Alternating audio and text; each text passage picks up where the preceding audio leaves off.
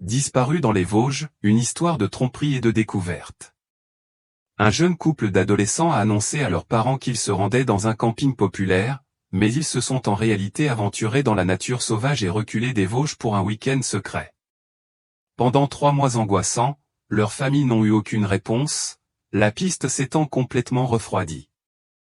Puis, un géomètre employé par l'État a découvert leur campement abandonné et a trouvé un emballage de bonbons inhabituels qui allait révéler le début d'un mystère beaucoup plus sombre. Un mystère impliquant bien plus que 2 adolescents perdus. L'humidité dans la forêt nationale des Vosges n'était pas seulement de l'air. C'était un poids humide et lourd qui oppressait Sophie Dubois alors que les dernières lueurs du jour s'estompaient le dimanche 16 septembre 2018.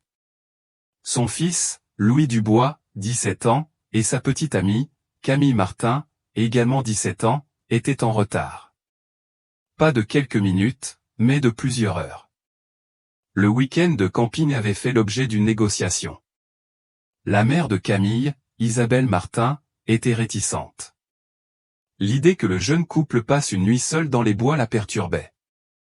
Mais Louis, avec son assurance naturelle et son expérience en plein air, avait convaincu les 2 familles qu'ils se rendaient dans un camping populaire et bien surveillé, un lieu fréquenté par des familles et des gardes forestiers.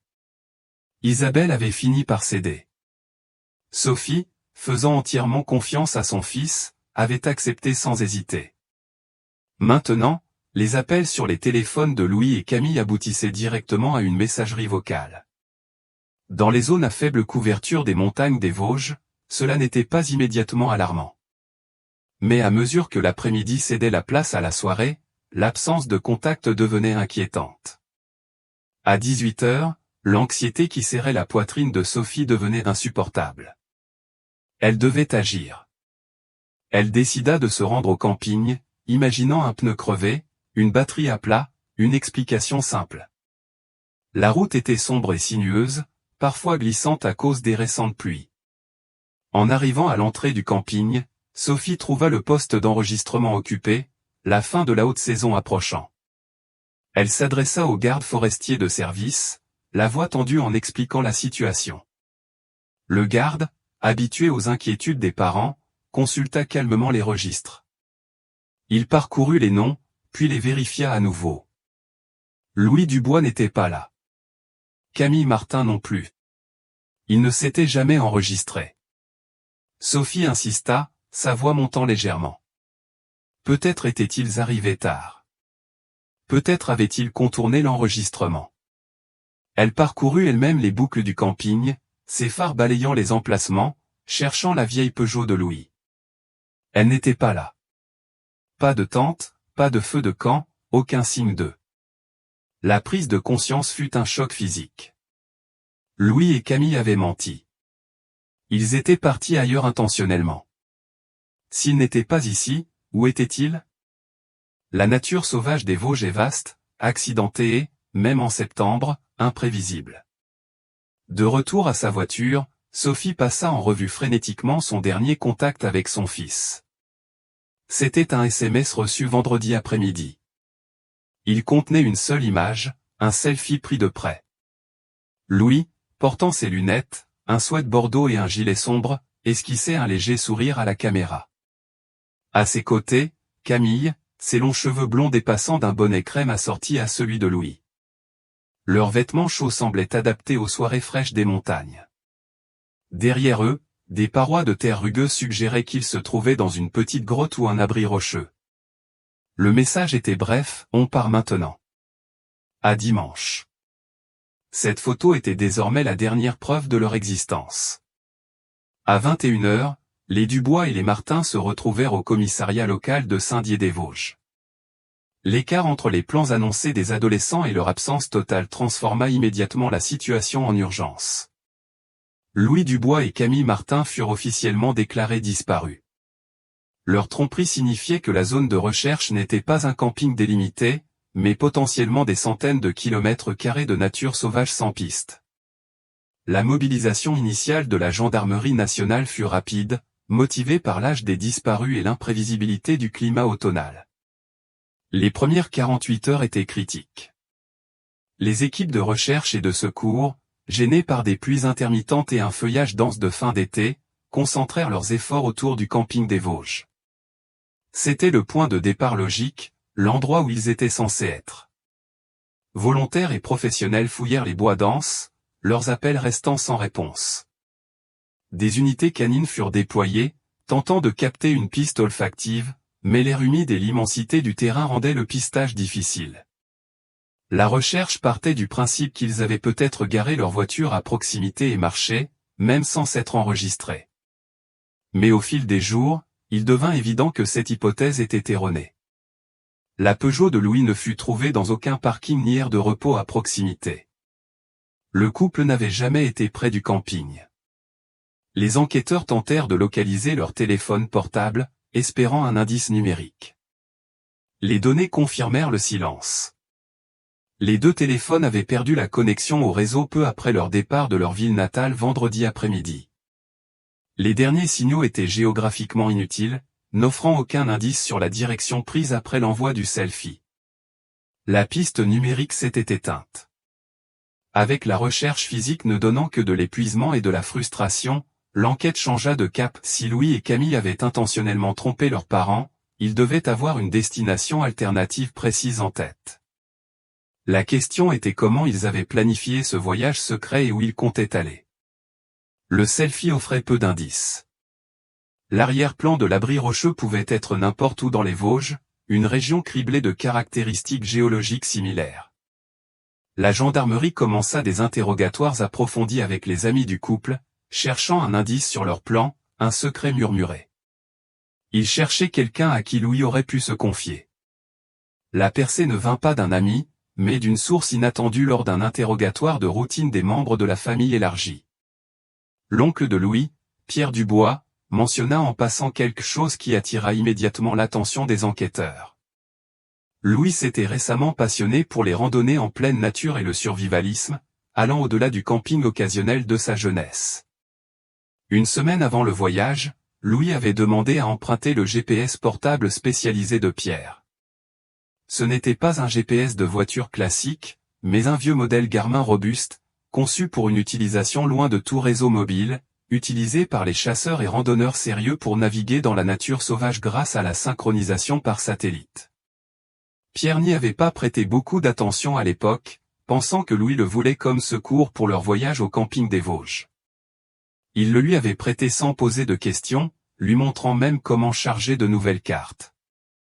Les enquêteurs réalisèrent immédiatement l'importance potentielle de cet appareil. Bien que le GPS soit porté disparu avec Louis, il pouvait contenir des données sur leur itinéraire prévu. Si Louis avait programmé des coordonnées ou chargé des cartes, ces informations pourraient encore exister ailleurs. Ils demandèrent à Pierre où Louis aurait chargé les informations sur l'appareil. Pierre expliqua que l'unité devait être connectée physiquement à un ordinateur via USB. Louis avait utilisé l'ordinateur de Pierre à cet effet. Une équipe d'experts en informatique judiciaire fut envoyée chez Pierre Dubois. L'atmosphère était tendue alors qu'ils allumaient l'ordinateur vieillissant. Ils cherchaient le logiciel de synchronisation utilisé par le GPS. Si Louis n'avait pas supprimé l'historique, le logiciel pourrait conserver une trace des données transférées. Le processus fut laborieux. Les examinateurs durent naviguer dans un disque dur encombré, cherchant les formats de fichiers spécifiques et les journaux de synchronisation utilisés par le logiciel Garmin. La famille attendait, le silence seulement interrompu par les clics du clavier et le bourdonnement du ventilateur de l'ordinateur. Après plusieurs heures, au fond des dossiers de données d'application, ils le trouvèrent, un journal de synchronisation et des fichiers de cartes en cache.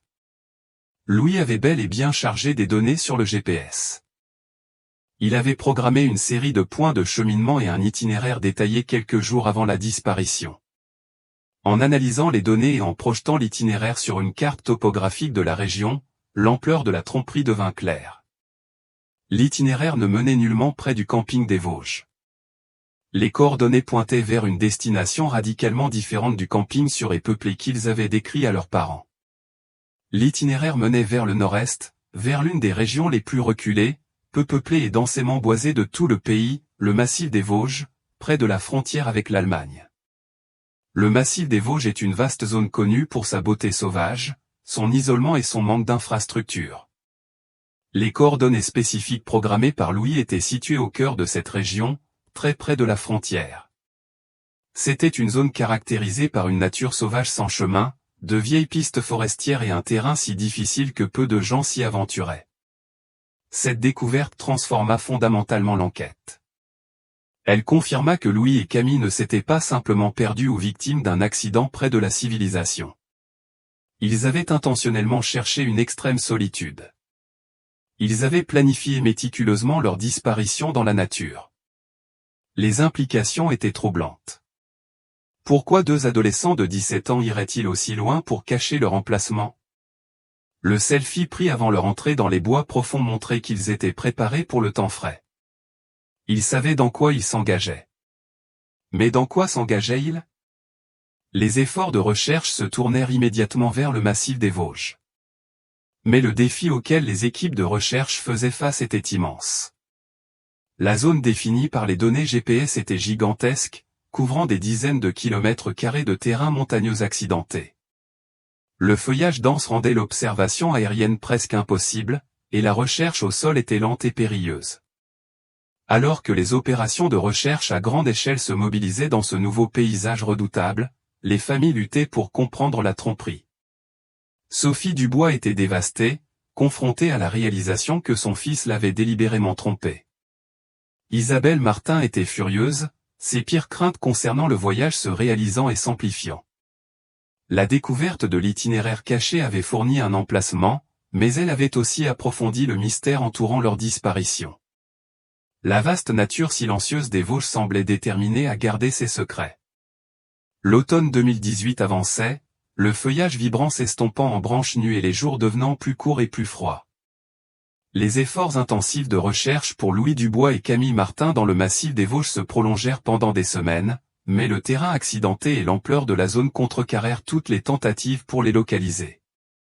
Alors que le temps se dégradait, les opérations à grande échelle furent progressivement réduites. L'affaire devint froide. Pour les familles Dubois et Martin, les mois qui passaient étaient une période d'animation suspendue angoissante. L'absence de réponse, combinée à la certitude que les adolescents étaient quelque part dans cette vaste nature silencieuse, était un tourment constant. L'espoir de les retrouver vivants s'estompait, remplacé par un besoin désespéré de clore l'affaire. 3 mois passèrent dans cet enfer d'incertitude.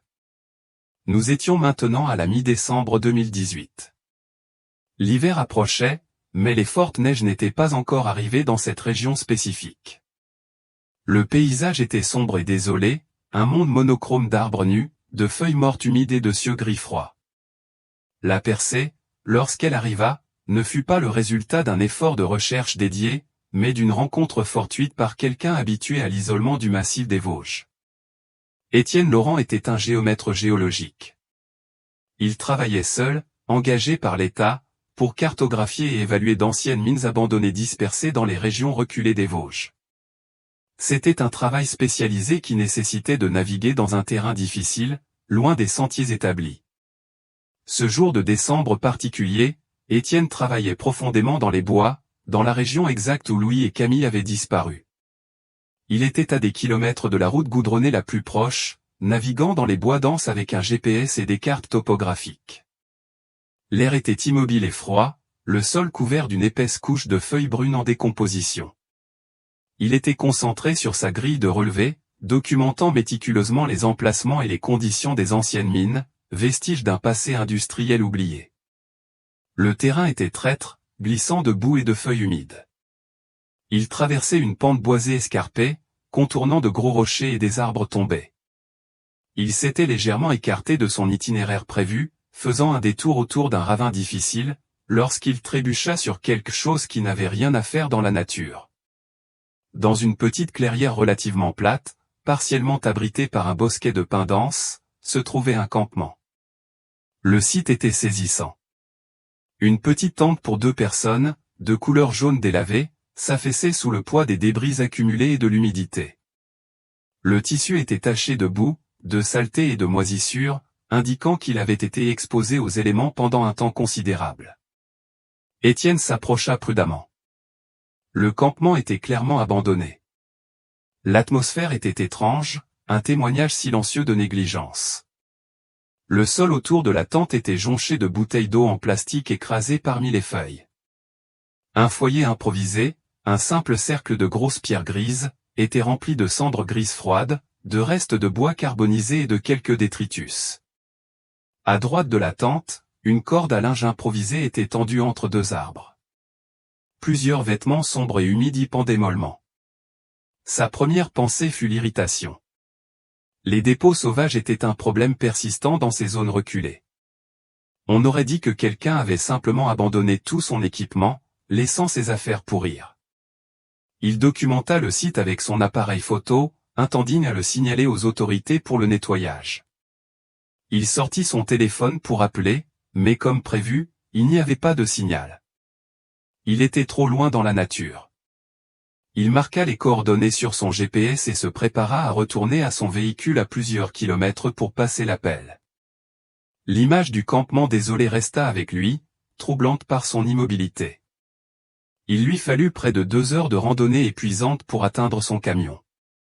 Il roula jusqu'à retrouver du réseau et contacta la gendarmerie nationale. Il signala le campement abandonné, fournissant les coordonnées précises et décrivant l'équipement abandonné. Le lendemain, un gendarme, l'adjudant-chef Lefebvre, fut envoyé pour enquêter. Il s'attendait à une affaire de routine de dépôt illégal. La marche était longue, le terrain boueux et difficile. Lorsqu'il arriva sur place, il vit la même scène de désolation qui avait troublé Étienne Laurent. L'air était sombre et humide, le silence profond. Il commença à traiter le site, suivant la procédure standard pour les dépôts illégaux. Il cherchait une identification pour que l'État puisse infliger une amende aux propriétaires de l'équipement. Il ouvrit délicatement la tente affaissée, écartant le tissu humide. Des sacs de couchage et d'autres équipements étaient éparpillés à l'intérieur, moisis et en décomposition. Il fouilla parmi les objets abandonnés, cherchant quelque chose avec un nom. Dans un petit sac à dos près de l'entrée de la tente, il trouva un portefeuille. Il l'ouvrit, s'attendant à trouver l'identification d'un campeur négligent. Il sortit le permis de conduire. Le nom sur le permis était Louis Dubois. L'adjudant-chef Lefebvre se figea. Il fixa le permis, le nom immédiatement reconnaissable. Les adolescents disparus, l'affaire qui avait dominé les nouvelles locales 3 mois plus tôt. Ce n'était pas juste un équipement abandonné illégalement. C'était le campement des 2 adolescents disparus en septembre. Il recula immédiatement de la tente, prenant soin de ne rien déranger davantage. Il contacta par radio pour demander des renforts, sa voix urgente. La clairière reculée et silencieuse était désormais une scène de crime potentiel. Une équipe d'enquêteurs de la police scientifique arriva des heures plus tard. L'atmosphère changea radicalement. Le campement désolé devint le centre d'un examen médico-légal minutieux. Les enquêteurs traitèrent la scène systématiquement, photographiant chaque détail avant de toucher le sol couvert de feuilles, la tente jaune, le foyer, les vêtements humides sur la corde. Ils collectèrent méticuleusement les bouteilles d'eau abandonnées, les restes d'emballages alimentaires et l'équipement à l'intérieur de la tente. La scène suggérait que le camp avait été abandonné brusquement, mais il n'y avait aucun signe évident de lutte dans les environs immédiats de la tente. Tout l'équipement était là. Cela ne ressemblait pas à un vol. Puis, près du foyer, partiellement dissimulé sous une couche de feuilles en décomposition et de cendres, un enquêteur repéra un éclat de couleur vive.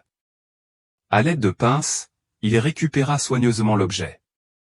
C'était un emballage froissé et vide, légèrement sale. L'emballage était vert et jaune vif, orné de figures de bonbons gélifiés caricaturaux. Les mots bonbons acidulés étaient imprimés en gros caractères, accompagnés de la phrase aigre-doux puis planant. C'était un paquet de bonbons comestibles au cannabis à forte puissance. Cette seule pièce à conviction transforma immédiatement le récit de la disparition. La découverte du paquet de bonbons acidulés suggérait une raison pour laquelle les adolescents avaient cherché une telle solitude extrême. Ils étaient venus ici pour expérimenter loin des regards indiscrets des parents et des autorités. Cela dépeignait une image de rébellion adolescente typique, une escapade secrète dans la nature. Mais cela soulevait aussi des questions troublantes. S'ils avaient consommé ces comestibles, leur jugement et leur coordination physique auraient été gravement altérés. Dans ce terrain accidenté, cela aurait pu être désastreux. La découverte du campement fut une avancée majeure. La première preuve concrète de l'endroit où se trouvaient Louis et Camille depuis leur disparition. Mais la scène posait plus de questions qu'elle n'apportait de réponses. Le camp abandonné, l'équipement abandonné, le paquet de drogue vide, tout suggérait une histoire qui s'était mal terminée. Mais où étaient Louis et Camille? La découverte du campement abandonné dans la nature reculée du massif des Vosges envoya une onde de choc à travers les petites communautés liées à l'affaire.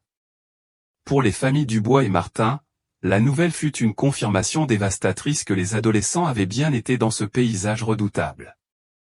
Mais les spécificités des preuves trouvées sur place, en particulier le paquet de bonbons acidulés, déclenchèrent une tempête de spéculations et de conflits, fracturant l'alliance fragile entre les familles. Isabelle Martin, la mère de Camille, qui avait toujours eu des réserves sur le voyage et la relation de Camille avec Louis, était consumée par un mélange puissant de chagrin et de colère. La présence de comestibles au cannabis à forte puissance confirma ses pires craintes concernant l'influence de Louis sur sa fille. Dans des déclarations publiques et lors d'entretiens avec les enquêteurs, le chagrin d'Isabelle se manifesta sous forme d'accusation. Elle blâma publiquement Louis pour toute la situation. Elle l'accusa d'avoir poussé Camille à consommer des drogues, suggérant que son imprudence et son désir d'expérience illicite les avaient mis en danger. Ces accusations ne s'arrêtèrent pas là. Isabelle alla jusqu'à suggérer la possibilité que Louis, sous l'influence des drogues, ait pu faire du mal à Camille. Peut-être s'était-il disputé, peut-être était-il devenu paranoïaque ou agressif sous l'effet de l'intoxication. Le campement abandonné, à ses yeux, était une preuve de sa culpabilité, une scène de tragédie adolescente alimentée par un mauvais jugement. Sophie Dubois, la mère de Louis, était dévastée par ces accusations. Elle défendit farouchement son fils, insistant sur le fait qu'il n'aurait jamais fait de mal à Camille. Louis, maintenait-elle, était un jeune homme attentionné et protecteur. Les drogues, bien que préoccupantes, ne l'avaient pas transformé en monstre. Sophie voyait le campement abandonné différemment. Pour elle, le fait que tout leur équipement ait été laissé sur place suggérait quelque chose de plus sinistre qu'un accident ou une dispute sous l'effet de la drogue. Cela suggérait une menace extérieure, quelque chose qui avait interrompu leur voyage de camping et les avait forcés à fuir ou à être emmenés. Le conflit entre les familles se joua publiquement, alimenté par les spéculations des médias et les ragots communautaires. Le paquet de bonbons acidulés devint le point central de l'enquête, orientant les théories dominantes sur ce qui s'était passé. La théorie la plus répandue était que le couple avait consommé les comestibles, était devenu gravement intoxiqué et s'était éloigné du campement. Désorientés et affaiblis dans le terrain accidenté, ils auraient pu facilement se perdre ou se blesser. Une autre théorie suggérait que, sous l'effet de l'intoxication, ils auraient pu être attaqués par la faune. Le massif des Vosges abrite des sangliers, des renards et d'autres prédateurs. Des adolescents affaiblis auraient été vulnérables, surtout à la fin de l'été, lorsque les sangliers cherchent activement de la nourriture. D'autres spéculaient sur la possibilité d'une rencontre avec des étrangers dans les bois. Malgré l'isolement de l'endroit, la zone était parfois utilisée par des chasseurs ou d'autres personnes cherchant l'isolement. Les enquêteurs, bien que conscients du tumulte émotionnel et des spéculations publiques, se concentrèrent sur les preuves physiques. Le campement avait été traité méticuleusement, mais la zone immédiate ne révéla aucun reste humain. La recherche s'élargit désormais autour du campement, cherchant tout signe des adolescents, tout indice sur leur direction de déplacement. Le terrain autour de la clairière était escarpé et traître. Quelques jours après le début de la recherche élargie, les enquêteurs firent une découverte significative qui compliqua le récit d'un simple accident. À environ 150 mètres de la tente, près du bord d'un ravin rocheux escarpé, ils trouvèrent un objet partiellement enfoui dans la terre humide, dissimulé par des feuilles mortes. C'était une paire de lunettes. Elles étaient distinctives, avec des montures sombres et fines et des verres ronds. Sophie Dubois identifia immédiatement qu'elles appartenaient à Louis. Les lunettes étaient cassées, la monture brisée et un verre fissuré. L'emplacement de la découverte était troublant. il était loin de la relative sécurité du campement, près d'une chute dangereuse. L'état cassé des lunettes suggérait une chute ou peut-être une confrontation physique. Si Louis était tombé dans le ravin, ses restes pourraient être cachés dans le terrain difficile en contrebas. Les équipes de recherche effectuèrent une fouille minutieuse du ravin, descendant en rappel les pentes escarpées et explorant le fond, mais elles ne trouvèrent rien. Aucun reste, aucun vêtement, aucune autre preuve. Les lunettes cassées restaient un indice isolé et inquiétant, suggérant un moment de violence ou de panique loin du campement. Pendant que la fouille du ravin était en cours, une autre équipe d'enquêteurs examinait la zone plus large autour du campement, cherchant des voies d'accès. L'emplacement était extrêmement isolé, loin de tout sentier établi. Comment Louis et Camille avaient-ils atteint cet endroit? Et y avait-il eu quelqu'un d'autre? À environ un demi-kilomètre du campement, les enquêteurs localisèrent une vieille piste forestière envahie par la végétation.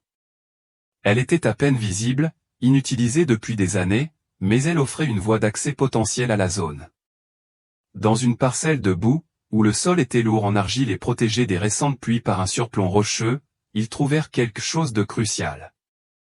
Ils dégagèrent soigneusement une couche de feuilles mortes accumulées, révélant une empreinte distincte en dessous, une série de traces de pneus. Les traces étaient inhabituelles. Elles ne correspondaient pas aux motifs des pneus de la Peugeot de Louis, qui restaient introuvables, ni à ceux des quads ou des camions couramment utilisés par les chasseurs ou les bûcherons dans la région. Les traces étaient plus étroites, et le motif de la bande de roulement était unique, agressif, suggérant un véhicule spécialisé ou modifié conçu pour naviguer sur un terrain difficile en route. La découverte des traces de pneus fut un tournant. Elle introduisit la possibilité qu'une tierce personne ait été présente à proximité ou sur le campement. La préservation des traces suggérait qu'elles avaient été faites avant la chute massive de feuilles de l'automne, potentiellement autour de la période de la disparition. L'enquête avait maintenant deux récits contradictoires. Les produits liés à la drogue suggéraient un accident, une escapade adolescente qui avait mal tourné. Mais les lunettes cassées loin du camp et les traces de pneus mystérieux suggéraient quelque chose de plus sinistre. S'étaient-ils éloignés intoxiqués, ou avaient-ils été confrontés à quelqu'un arrivé par cette vieille piste forestière? Le mystère s'approfondissait, le silence de la nature semblant moins un vide et plus une menace dissimulée. L'enquête oscillait entre les implications contradictoires des preuves. Les comestibles bonbons acidulés suggéraient fortement une mésaventure, un accident tragique né de l'imprudence juvénile. Mais les lunettes cassées près du ravin et les traces de pneus non identifiés laissaient entrevoir un acte criminel. Une narration plus sombre se cachait sous la surface. Avec la recherche physique autour du campement ne révélant aucun autre reste ni indice, les enquêteurs décidèrent de prioriser l'angle de la drogue, espérant qu'il révélerait des contacts ou des motifs expliquant la disparition. Retracer la source des comestibles au cannabis devint un objectif principal. En 2018, bien que les lois sur le cannabis commençaient à s'assouplir, les comestibles à forte puissance comme bonbons acidulés étaient encore largement illicites en France, surtout pour des mineurs. Les enquêteurs devaient découvrir où Louis les avait obtenus. Ils menèrent des entretiens discrets avec les amis proches et les connaissances du couple. Louis et Camille étaient généralement considérés comme de bons enfants, non connus pour être fortement impliqués dans la scène locale de la drogue. Cependant, comme beaucoup d'adolescents, ils étaient curieux et expérimentaux. Après plusieurs entretiens marqués par l'hésitation et la peur d'avoir des ennuis, un nom émergea. Ce nom appartenait à un petit dealer local, un jeune adulte connu pour vendre des produits à base de cannabis aux lycéens. Il opérait en marge, gardant un profil bas, mais sa réputation était connue parmi les jeunes locaux. Il devint une personne d'intérêt principal. S'il avait fourni les comestibles, il pourrait en savoir plus sur les plans de Louis pour le week-end. Ou peut-être avait-il une raison de les suivre dans la nature. La gendarmerie convoqua le dealer pour un interrogatoire. La salle d'interrogatoire était petite et sans air. Initialement résistant et sur la défensive, le dealer réalisa finalement la gravité de la situation. Ce n'était pas seulement une question de vente de cannabis. Il s'agissait de deux adolescents disparus. Sous une pression soutenue, il admit avoir vendu les bonbons acidulés à Louis quelques jours avant le voyage de camping. Les enquêteurs le pressèrent pour obtenir des détails. Louis avait-il mentionné où ils allaient? Pourquoi avait-il besoin de produits aussi puissants? Le dealer, désormais désireux de se distancier de la disparition, révéla un détail inhabituel qui capta immédiatement l'attention des enquêteurs. Louis avait été inhabituellement précis sur leur besoin d'une solitude extrême. Il mentionna qu'il cherchait un endroit très reculé, pas seulement pour l'intimité, mais parce qu'il prévoyait de rencontrer quelqu'un. Selon le dealer, Louis avait dit qu'ils avaient connecté avec quelqu'un en ligne qui leur promettait une expérience unique hors réseau. Cette révélation frappa les enquêteurs comme un choc électrique.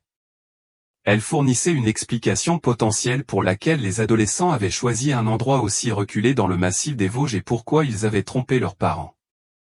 Elle introduisait également un nouvel élément dangereux, un individu inconnu qui les avait potentiellement attirés dans la nature. L'enquête se tourna immédiatement et résolument vers cette nouvelle piste. L'expérience hors réseau suggérait une connexion avec des communautés de survivalistes ou de modes de vie alternatifs, connus pour exister dans les régions reculées des Vosges. Les enquêteurs plongèrent dans la vie numérique de Louis et Camille, explorant leurs comptes de réseaux sociaux, leurs emails et leurs historiques de navigation récupérés sur leurs ordinateurs familiaux. Ils découvrirent que Louis avait été de plus en plus actif sur des forums en ligne obscurs dédiés à la survie en pleine nature, à l'autosuffisance et à la vie hors réseau. Il avait recherché des techniques pour une survie à long terme dans la nature, un mode de vie durable et l'évasion de la détection. Il semblait fasciné, peut-être obsédé, par l'idée de se déconnecter de la société.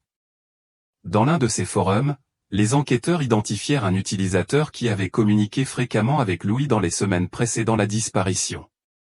Le profil de l'utilisateur était anonyme, mais ses messages étaient charismatiques et persuasifs, prônant un rejet radical de la société moderne et promouvant un mode de vie communautaire secret au cœur de la nature. Les échanges entre Louis et cet utilisateur suggéraient des plans pour se rencontrer. L'utilisateur prétendait faire partie d'une petite communauté établie vivant en réseau dans le massif des Vosges et proposait de guider Louis et Camille dans ce sanctuaire caché. Les coordonnées programmées dans le GPS emprunté correspondaient à la zone générale décrite par l'utilisateur. Cela semblait être une percée majeure. Le récit était convaincant et terrifiant, deux adolescents impressionnables, fascinés par l'idée d'un mode de vie alternatif, attirés dans la nature par un contact en ligne charismatique. Peut-être avait-il rejoint cette communauté volontairement. Ou peut-être cette communauté était-elle quelque chose de plus sinistre, une secte ou une entreprise criminelle. L'enquête mobilisa des ressources pour identifier l'utilisateur anonyme. Une équipe d'experts en informatique judiciaire travailla sans relâche pour retracer l'empreinte numérique de l'utilisateur. L'excitation était palpable. Ils sentaient qu'ils étaient sur le point de résoudre l'affaire, peut-être même de retrouver les adolescents vivant dans cette communauté cachée. Mais la piste était frustrante et insaisissable. L'utilisateur était sophistiqué dans son utilisation de la technologie, employant des VPN, des applications de messagerie cryptée et des couches complexes d'anonymat pour masquer son identité et sa localisation.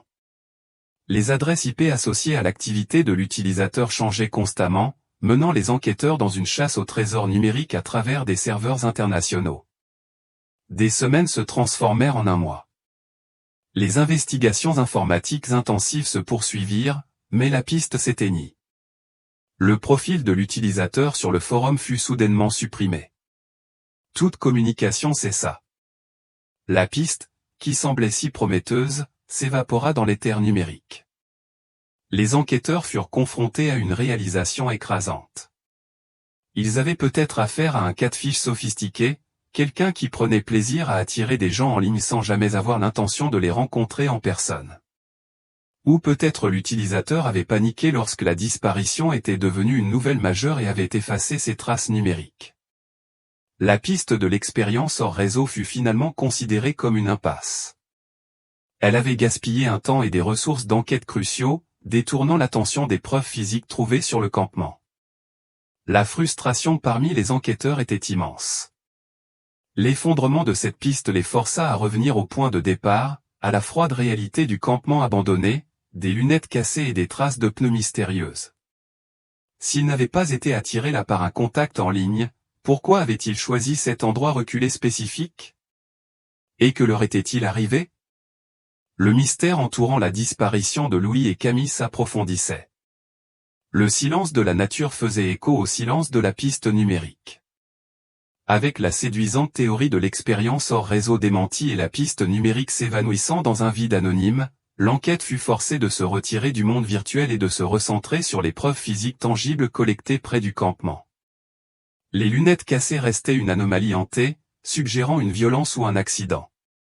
Mais ce furent les traces de pneus inhabituels trouvées sur la piste forestière envahie par la végétation qui offraient le plus de potentiel pour une percée.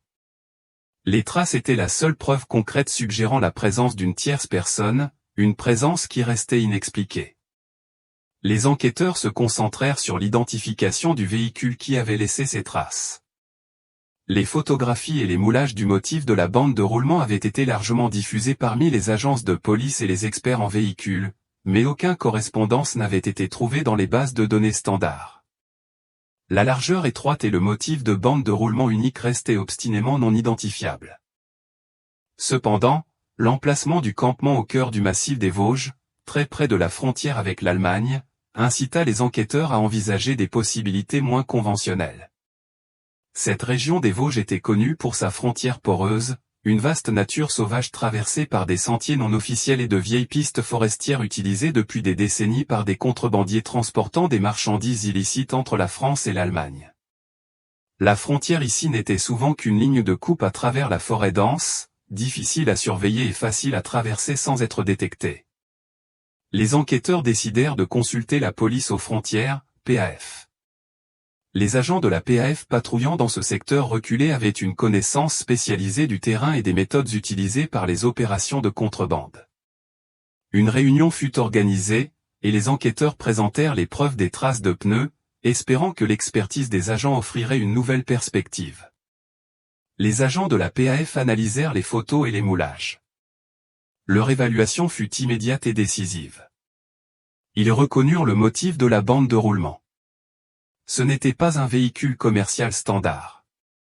Il était compatible avec un type spécifique de véhicule utilitaire, souvent modifié avec des pneus spécialisés utilisés par des opérations de contrebande sophistiquées pour naviguer sur les passages non officiels entre la France et l'Allemagne. Ces véhicules étaient choisis pour leur durabilité, leur profil étroit permettant d'accéder à des sentiers trop petits pour les camions, et leur capacité à transporter des cargaisons importantes tout en restant discrets. Cette identification fut un moment clé. Elle transforma fondamentalement le focus de l'enquête, passant d'un incident localisé, un accident ou un acte de violence aléatoire, à une potentielle activité criminelle transfrontalière. La disparition de Louis et Camille pourrait être liée au monde clandestin de la contrebande internationale. L'implication était glaçante. Les adolescents avaient-ils accidentellement croisé une opération de contrebande en cours?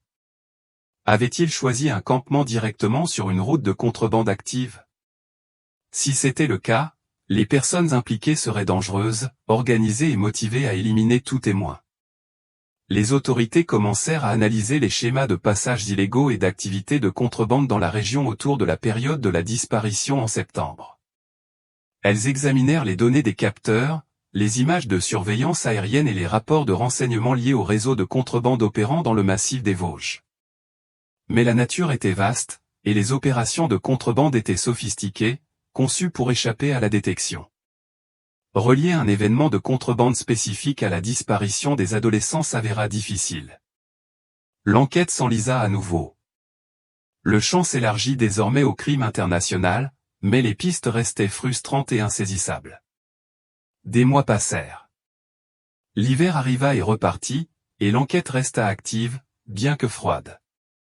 Nous étions maintenant à l'été 2019. L'affaire de Louis et Camille s'était estompée des gros titres.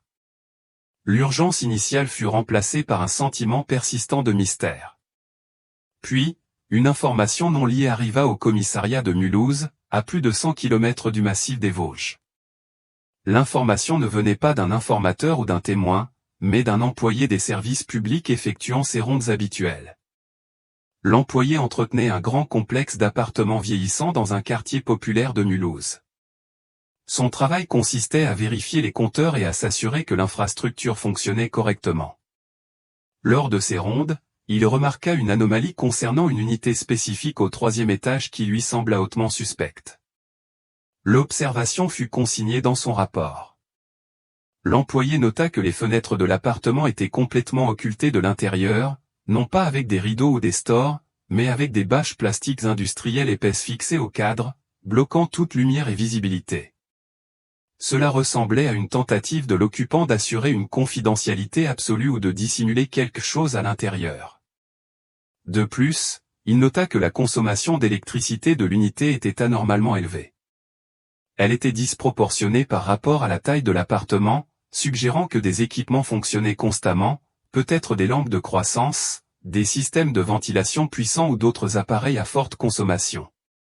La combinaison des fenêtres occultées et de la consommation électrique élevée était un signal d'alarme, souvent associé à des activités illicites comme la culture de cannabis en intérieur ou des laboratoires improvisés.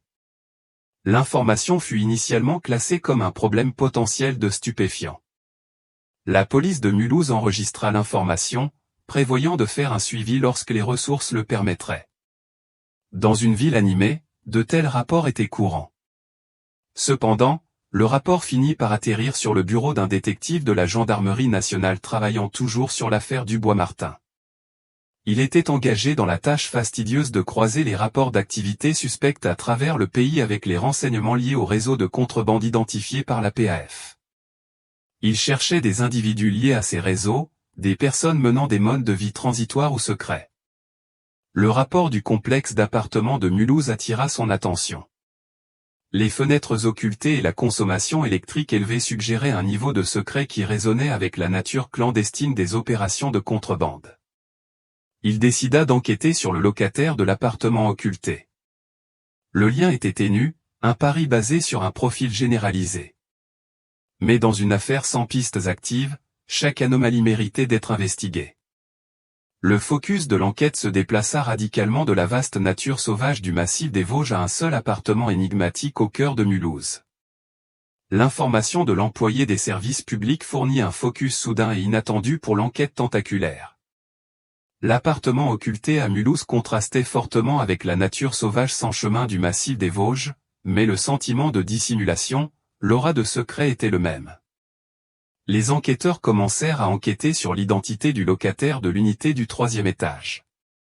L'appartement était loué à un homme nommé Julien Moreau. Une vérification des antécédents révéla que Moreau était un immigrant récent, originaire d'Europe de l'Est. Il avait un historique de travail clairsemé en France, principalement des emplois temporaires, et gardait un profil très bas. Il n'avait pas de casier judiciaire significatif en France, suggérant qu'il était prudent ou nouveau dans la région. Cependant, lorsque les enquêteurs croisèrent son nom avec les bases de données internationales et les renseignements fournis par la PAF concernant les réseaux de contrebande transfrontaliers, un tableau alarmant commença à émerger. Moreau avait des liens présumés avec des syndicats du crime organisé d'Europe de l'Est. Ces organisations étaient connues pour leur sophistication, leur brutalité et leur implication dans diverses activités illicites, y compris le trafic de drogue, le commerce d'armes, plus inquiétant encore, la traite des êtres humains à travers la frontière avec l'Allemagne. Le lien était encore circonstanciel, mais le profil correspondait parfaitement, un homme lié à des réseaux de contrebande internationaux vivant dans un appartement secret et occulté avec une consommation électrique anormalement élevée dans une région connue pour sa frontière poreuse. La possibilité que cela soit lié à la disparition de Louis et Camille, qui avaient disparu près d'une route de contrebande connue, devint trop convaincante pour être ignorée. Les autorités placèrent le complexe d'appartements sous une surveillance étroite. Une équipe d'officiers en civil surveillait le bâtiment 24H24 et 7J7, suivant les mouvements de Moreau. L'opération de surveillance était difficile et fastidieuse. Le complexe d'appartements était densément peuplé, et Moreau était clairement prudent, peut-être même paranoïaque. Ils l'observèrent aller et venir à des heures irrégulières, souvent tard dans la nuit. Il était toujours seul. Il conduisait une berline banale, mais les enquêteurs notèrent qu'il changeait fréquemment de véhicule, utilisant des voitures de location ou empruntées. Il affichait un comportement classique de contre-surveillance, faisant demi-tour sur ses trajets, s'arrêtant brusquement pour vérifier s'il était suivi et scrutant constamment les environs avant d'entrer ou de sortir du bâtiment. C'était un professionnel, quelqu'un qui savait comment échapper à la détection. La surveillance se prolongea pendant des semaines. Les enquêteurs avaient besoin de preuves plus concrètes pour obtenir un mandat de perquisition. Ils surveillèrent ses interactions, ses achats et ses ordures. Ils notèrent qu'il apportait fréquemment de grandes quantités de nourriture et de provisions dans l'appartement, apparemment plus que ce qu'une seule personne pourrait consommer, pourtant il n'avait jamais de visiteurs. L'appartement restait scellé, une énigme silencieuse. Les preuves s'accumulaient que l'appartement était utilisé pour une activité illicite. La connexion avec la route de contrebande près du campement, combinée au passé de Moreau et à son comportement paranoïaque, peignait un tableau terrifiant. L'urgence d'entrer dans l'appartement grandissait, motivée par la faible mais horrifiante possibilité que les adolescents disparus soient liés à cette entreprise criminelle. Sur la base des preuves circonstancielles accumulées et des liens de Moreau avec le crime organisé, la police obtint un mandat de perquisition à haut risque. Compte tenu des liens présumés de Moreau et du danger potentiel impliqué, la décision fut prise d'exécuter le mandat à l'aide d'une équipe tactique. La perquisition fut programmée pour les premières heures du matin, lorsque le complexe était calme et l'élément de surprise maximal. L'atmosphère était électrique alors que l'équipe tactique se rassemblait à l'extérieur du bâtiment. Les enjeux étaient incroyablement élevés. Ils ne savaient pas ce qu'ils trouveraient à l'intérieur de cet appartement occulté, un laboratoire de drogue, un stock d'armes, ou quelque chose de bien pire. L'équipe se déplaça rapidement et silencieusement à travers les couloirs du complexe d'appartements, convergeant vers l'unité de Moreau. Ils se positionnèrent devant la porte, armes dégainées, la tension palpable. L'entrée fut explosive. L'équipe utilisa un bélier pour forcer la porte renforcée, le bruit du bois et du métal éclatant résonnant dans le bâtiment silencieux. Ils envahirent l'appartement, criant des ordres, se déplaçant avec une précision entraînée à travers l'intérieur faiblement éclairé.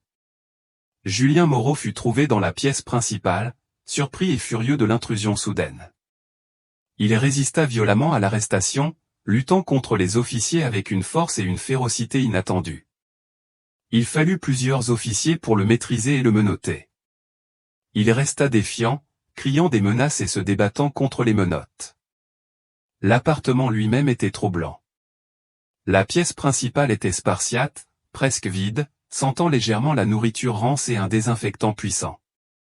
Les fenêtres étaient en effet couvertes de plastique noir épais, plongeant l'appartement dans une obscurité perpétuelle. La forte consommation d'électricité s'expliquait en partie par un système de ventilation sophistiqué bourdonnant bruyamment, apparemment conçu pour filtrer l'air et maintenir un environnement contrôlé. Mais il n'y avait aucun signe d'une opération de culture. L'équipe tactique commença une fouille systématique de l'appartement. La cuisine et le salon ne révélèrent rien d'immédiatement significatif. Ils passèrent aux chambres. La première chambre était vide, apparemment utilisée comme quartier de sommeil spartiate de Moreau. La deuxième chambre était différente. La porte était fortement renforcée, équipée de multiples verrous externes et de matériaux d'insonorisation. Il était immédiatement clair que cette porte n'était pas conçue pour empêcher les gens d'entrer, mais pour empêcher quelque chose ou quelqu'un de sortir. Le sentiment de crainte était palpable. Les officiers se préparèrent à forcer cette deuxième porte. Ils ne savaient pas ce qui les attendait de l'autre côté. L'anticipation était agonisante. Ils forcèrent la porte. La pièce à l'intérieur était petite, sombre et suffocante. Le système de ventilation était le plus bruyant ici. L'odeur était horrible, un mélange d'excréments humains, de sueur et de peur. Au centre de la pièce, éclairée par une seule lumière crue au plafond, ils la trouvèrent. Camille Martin. Elle était vivante, mais à peine reconnaissable. Elle était sévèrement dénutrie, sa peau pâle et contusionnée, ses cheveux blonds emmêlés et sales. Elle était physiquement retenue, enchaînée à un dispositif métallique lourd boulonné au sol. Elle était recroquevillée dans un coin, tremblant de manière incontrôlable, ses yeux écarquillés de terreur et d'incrédulité face à l'apparition soudaine de l'équipe tactique. Le choc de la découverte se répercuta parmi les officiers. Après près d'un an de recherche, après avoir craint le pire, Camille avait été retrouvée cachée en plein jour au cœur de Mulhouse, prisonnière dans une cellule insonorisée. La scène était horrible. La pièce était méticuleusement conçue pour retenir une captive indéfiniment, un témoignage de la dépravation de Moreau. La réalisation de ce qu'elle avait enduré au cours de l'année écoulée était dévastatrice. Le personnel médical fut immédiatement appelé sur place. Ils s'approchèrent prudemment de Camille, parlant d'un ton calme et rassurant. Elle était profondément traumatisée, à peine réactive. Ils lui administrèrent les premiers soins et se préparèrent à la transporter à l'hôpital. Julien Moreau, désormais maîtrisé et en garde à vue, resta silencieux, ses yeux froids et défiants. La perquisition avait sauvé Camille, un résultat miraculeux dans une affaire définie par la tragédie. Mais le sort de Louis Dubois restait inconnu. L'horreur trouvée dans cette pièce insonorisée n'était que la moitié de l'histoire. Camille Martin fut transportée d'urgence à l'hôpital Émile Muller de Mulhouse, où elle reçut des soins médicaux et psychiatriques intensifs. Elle était sévèrement déshydratée, dénutrie et souffrait d'un traumatisme physique et psychologique profond dû à près d'un an de captivité et d'abus. Il fallut plusieurs jours avant qu'elle ne soit assez forte pour parler aux enquêteurs et commencer à articuler les horreurs qu'elle avait endurées. Lorsqu'elle fut enfin capable de raconter son calvaire, l'histoire qu'elle livra était déchirante. Elle expliqua qu'elle et Louis avaient atteint le campement reculé dans le massif des Vosges comme prévu en septembre. Ils avaient monté la tente, allumé un feu et, cherchant l'intimité et l'aventure qu'ils désiraient, avaient consommé les bonbons acidulés. Alors que les drogues faisaient effet, leur perception s'altéra, et ils devinrent détendus et affaiblis, vulnérables dans l'isolement de la nature. Ils étaient complètement inconscients qu'ils n'étaient pas seuls. Ils furent pris en embuscade. Julien Moreau émergea soudainement des bois, armé et agressif. Camille expliqua que Moreau, qui utilisait cette section reculée des bois pour sa route de contrebande active entre la France et l'Allemagne, était tombé sur leur campement par pur hasard. Voyant les adolescents vulnérables, il vit une opportunité. Moreau les attaqua. Louis, malgré son état d'intoxication, réagit immédiatement, essayant de se défendre et de protéger Camille. Ils luttèrent violemment. C'est lors de cette confrontation près du ravin que les lunettes de Louis furent arrachées et cassées, mais il n'était pas de taille face à la brutalité de Moreau. Camille assista à l'inimaginable. Moreau maîtrisa et tua Louis. Après le meurtre, Moreau enleva Camille. Il utilisa son véhicule utilitaire modifié, la source des traces de pneus mystérieuses, pour la transporter hors de la nature via la vieille piste forestière. Il l'emmena directement à l'appartement de Mulhouse, qu'il avait déjà préparé comme un lieu sécurisé. Camille révéla les intentions de Moreau. Il faisait partie d'un réseau plus large de traite des êtres humains. Son plan était de la retenir captive, de briser son esprit et, finalement, de la faire passer de l'autre côté de la frontière en Allemagne, où elle serait vendue. Sous un interrogatoire intense, Julien Moreau reconnut le poids écrasant des preuves contre lui.